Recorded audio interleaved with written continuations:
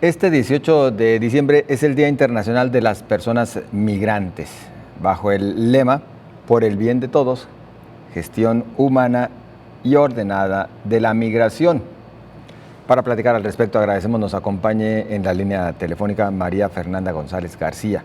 Es coordinadora de Acción Social de FM4 Paso Libre. ¿Qué tal, María Fernanda? Buenas tardes. Hola, mucho gusto a todas, todos y todes. Muy amable, gracias por acompañarnos.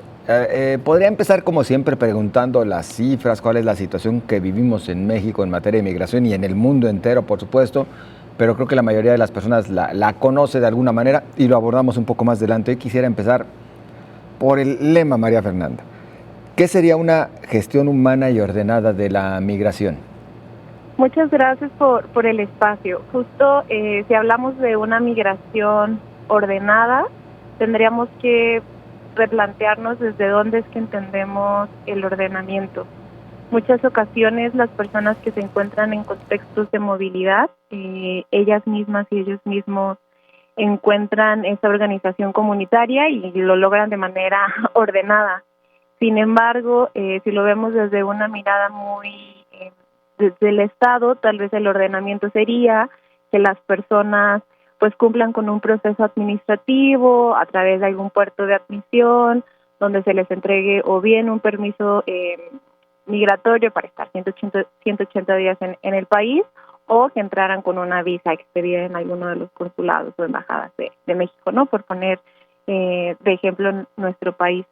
Y en cuanto a esta migración segura y con una mirada mucho más digna, como ya lo mencionabas, aquí también es muy importante como revisar qué medidas o qué acciones se han tomado en estos últimos meses con un discurso de buscar la seguridad de tanto por las personas en movilidad humana en México, ¿no? Recordemos que hace un par de meses pues se frenó o se detuvo el corredor de los trenes que Grupo México tiene, y justo esta postura era que pues se estaba intentando buscar alguna alternativa para que las personas migrantes pues no tuvieran que transportarse en este medio de transporte, que para empezar pues no es para personas, sino para productos, es para comercio, pero entonces es que antes como de cuestionarnos el por qué, o de qué manera las personas podrían viajar de manera más segura, pues tendríamos que ir un paso atrás, ¿no? Y saber que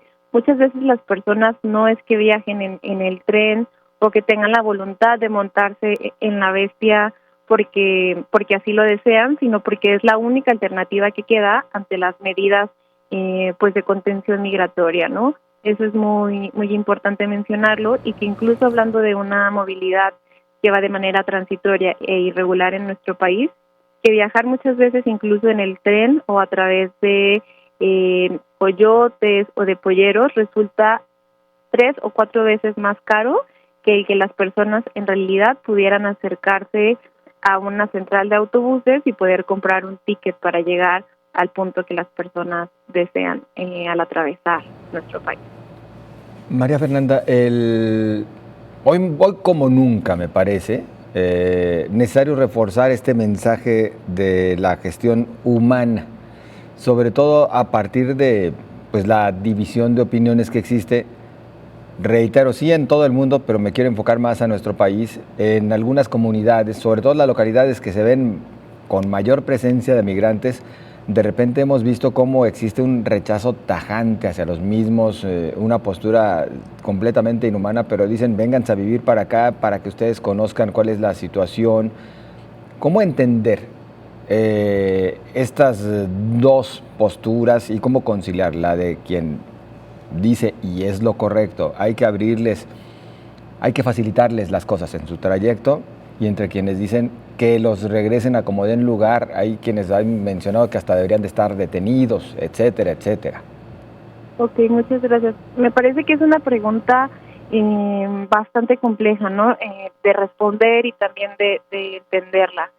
Si bien en las comunidades vayámonos hacia el norte del país o hacia el sur, porque en el centro tal vez no es una situación que se nos vuelva tan cotidiana, y que haya una gran presencia de personas en movilidad, hay que recordar que la labor del Estado en cuanto a la atención de personas en un contexto de movilidad es justamente del gobierno, y que muchas veces las organizaciones de la sociedad civil, díganse comedores que brindan comida a las personas migrantes, albergues y demás instituciones que existen alrededor de toda la República, pues muchas veces terminamos haciendo esta labor del Estado, ¿no?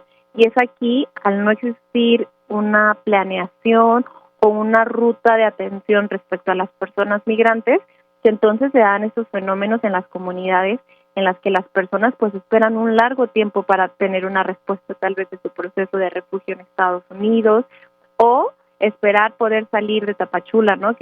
Tapachula es una de las ciudades que más ha sido nombrada este año respecto a temas de migración, pero también pensemos qué tanto ha hecho el Estado y qué tan rebasado en ciertos puntos del país está el Estado ante pues esos movimientos de personas que están intentando solicitar refugio en México o que están buscando obtener un permiso para que puedan transitar de manera regular, y regreso a tu primera pregunta, ordenada a través de la República Mexicana, ¿no? Y aquí también sería algo súper importante de señalar, bueno, ya lo hemos visto en otras situaciones, como tú ya bien lo señalabas, alrededor del mundo, pero una cosa es que también las capacidades del Estado serán rebasadas, y lo segundo es qué tanto del presupuesto se está destinando para entonces alivianar ese cuello, como ese cuello de botella que queda tanto en el sur como en el norte, ¿no? Y también algo que me parecería muy importante es el diálogo. El diálogo de tanto la escucha para las personas de las comunidades que tú mismo mencionaste, que pues refieren que mejor las personas pues sean detenidas o incluso que sean deportadas, ¿no? También pensando que pues a las personas no se les retiene en un espacio digno, ¿no? Sino las estaciones migratorias pues recibe este nombre de manera pues muy a modo de eufemismo, porque terminan siendo también cárceles migratorias. Y también aquí específicamente pues entonces escuchar a las dos partes para saber encontrar un punto en el que se puedan conciliar y se siga viendo y se siga brindando una asistencia humanitaria desde una perspectiva integral y que siempre sea digna. Iniciabas esta respuesta refiriendo como la principal responsabilidad de atender, facilitar las cosas, inclusive otorgar los apoyos, tendría que ser de las autoridades, y seguramente esto en los diferentes niveles de gobierno, lo cual está casi ausente en nuestro país, ¿no? Aquí solamente es persecución, son trabas, es contar con más elementos de seguridad para contenerlos y que no salgan de su nación de origen, más que apoyar. ¿Es percepción propia de este servidor o por ahí va la cosa, María Fernanda, lamentablemente? Sí, o sea, aquí hay cosas que tenemos como que también hacer como un mapeo muy puntual. Muchas veces las autoridades desconocen incluso cuáles son los derechos de una persona en movilidad humana, ¿no? Entonces, si una persona se acerca a algún centro de salud o alguna institución donde se le puedan brindar servicios de salud física o de salud mental, nos ha ocurrido, tenemos la experiencia que las personas al momento de solicitar este servicio se les niega porque no tienen una CURP.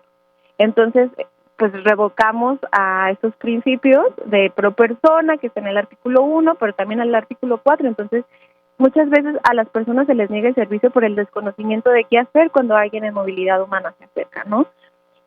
Y nosotras, junto con otras agencias internacionales, estamos haciendo como esta labor constante.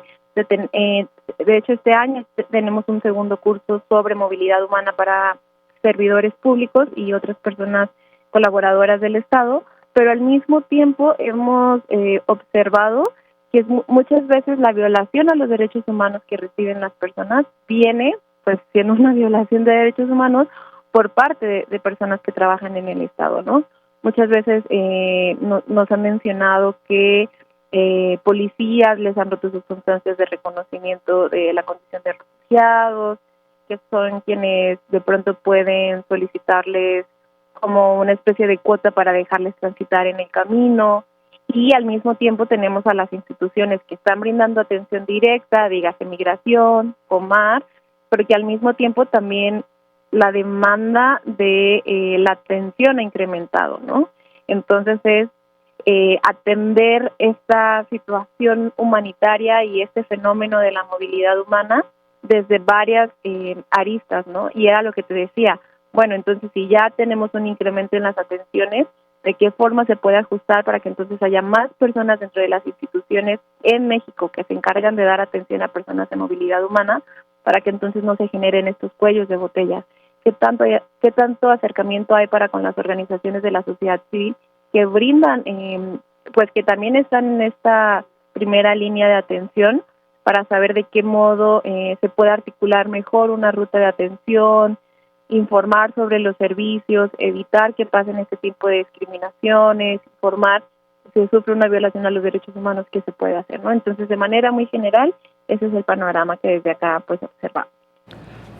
Prácticamente tenemos que despedirnos, pero quisiera preguntar si tuvieses el dato, María Fernanda, de los recursos que destinan los gobiernos para la atención de la comunidad migrante, ¿en qué nivel se encuentra México con respecto a otras naciones?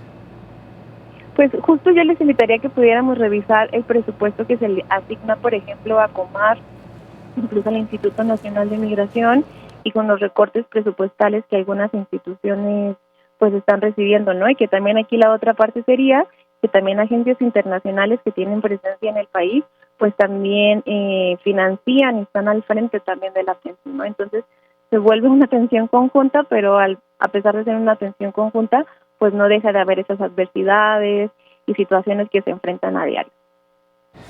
María Fernanda, pues agradecidos por esta charla y por supuesto momento oportuno para reflexionar acerca de este trato humano, esta gestión ordenada de la migración tan necesaria hoy en día. Muy amable.